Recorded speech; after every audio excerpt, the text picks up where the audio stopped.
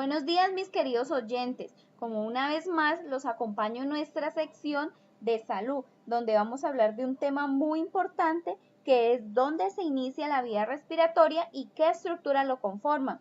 Entonces vamos a ver que esta vía respiratoria incluye dos vías, que es la superior y la inferior, donde encontramos en la superior la cavidad oral, la cavidad nasal, que esta permite que el aire entre por la cavidad nasal, lo caliente, lo humedezca y lo filtre para eliminar las impurezas. Vamos a ver en la parte de la faringe que esta se divide en tres partes, que es la nasofaringe, la orofaringe y la hipofaringe. Listo, entonces ahora vamos a hablar de la vía inferior, que está constituida por la tráquea, los bronquios, los bronquiolos, los alvéolos pulmonares y, por supuesto, los pulmones.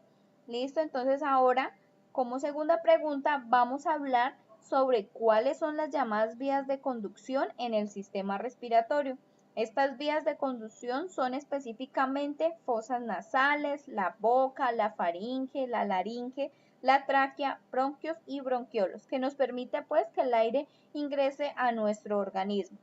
En la parte de cuáles son las zonas de intercambio gaseoso en el sistema respiratorio, vemos que este intercambio se hace realmente a través de difusión, como consecuencia de diferentes presiones parciales de oxígeno y dióxido de carbono, en pequeños sacos aéreos en los alveolos rodeados por capilares.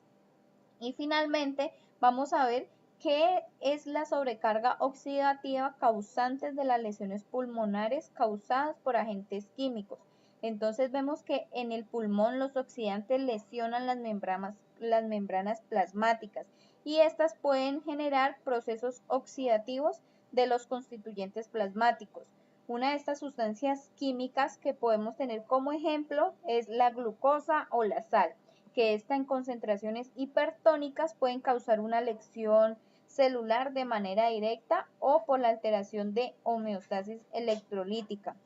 Otro ejemplo muy claro es el oxígeno, que si vemos que este oxígeno está en concentraciones elevadas, vamos a generar daños a nuestra salud.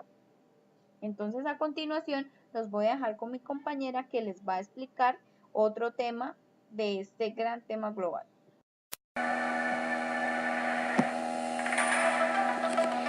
Bueno, ahora daremos paso a otro interrogante. En este caso vamos a hablar de cuáles son los agentes asociados a la producción de enfisema y cómo es su mecanismo. Tenemos entonces que el enfisema es uno de los trastornos de pulmón clasificado como enfermedad pulmonar obstructiva crónica, a la cual llamamos EPOC.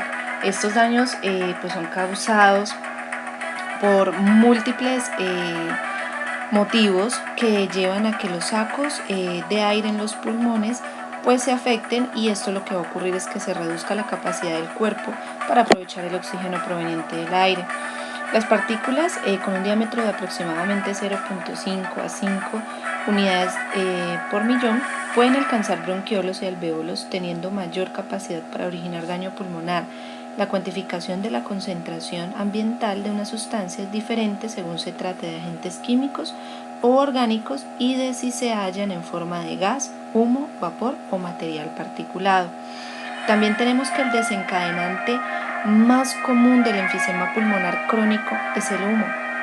Y esto ocurre por las sustancias, por ejemplo, el humo del tabaco. También se debe a causas, por ejemplo, con la exposición al polvo. Diferentes exposiciones a sustancias químicas pueden provocar también un enfisema pulmonar.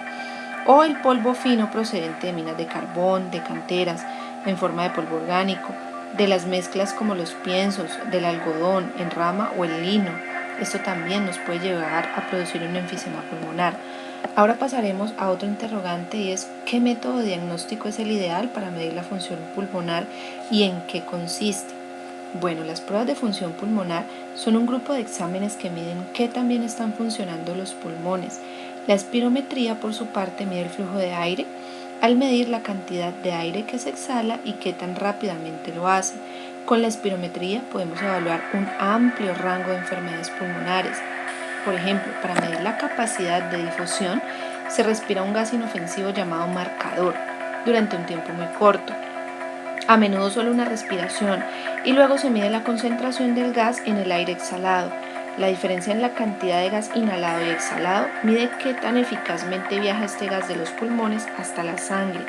Este examen le permite al médico calcular qué tan bien movilizan los pulmones oxígeno desde el aire hasta el torrente sanguíneo.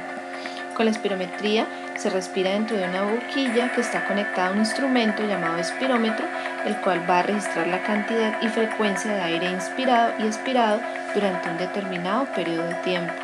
Con esto finalizamos dándole respuesta a los interrogantes en su magazine de salud. ¡Feliz día para todos!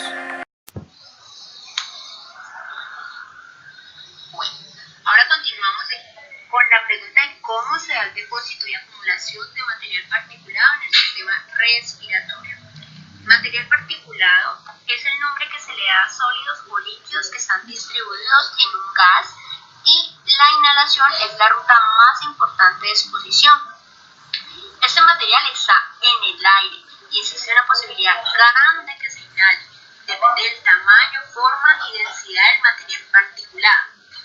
El que pase también depende de las propiedades químicas y tóxicas del material.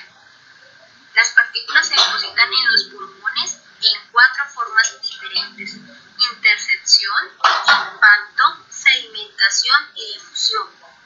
Cuando hablamos de intercepción, es que una partícula es interceptada o depositada cuando viaja tan cerca a una superficie de las vías aéreas. Cuando hablamos de impacto, estas están suspendidas en el aire, tienden a viajar a lo largo de la ruta original.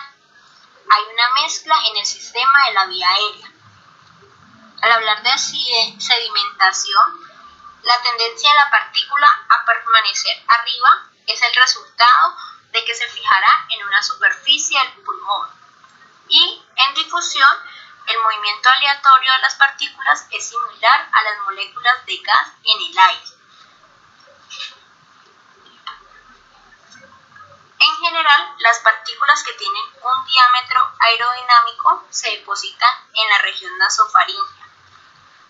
Este mecanismo proviene debido a la alta velocidad del aire y a los muchos giros de las vías aéreas. Las partículas más pequeñas se depositan en la región traqueobronquial, y la sedimentación es el método más común. Bueno, ¿cómo es el mecanismo de producción del asma por inhalación de sustancias químicas? Las sustancias capaces de causar asma por una acción irritante son los vapores, gases, aerosoles de líquidos o partículas que tienen efecto tóxico en las vías respiratorias. La toxicidad de esas sustancias van a depender de su solubilidad y del tamaño de las partículas. Los agentes etiológicos en el asma son inducidos por irritantes y son variados. Los más frecuentes que encontramos son el dióxido de azufre, el cloro, el amoníaco y diversos ácidos y humos.